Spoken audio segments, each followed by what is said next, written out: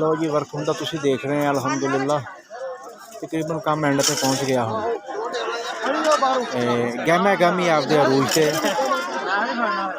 ते वर्किंग जारी है अलहमदुलिल्लाह।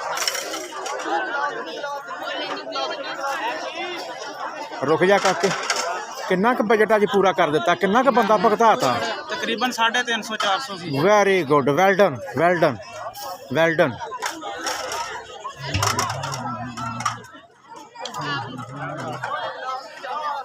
हाँ चाचा जी खा ली राजी की रोटी कैसी सी रोटी वेरी गुड माशाल्लाह बेहतर हो गया काम। राजे ने यार रोटी देनी बाबा राजी का नाम। हाँ नहीं नहीं माड़ा जी इधर हो की कह रहे हैं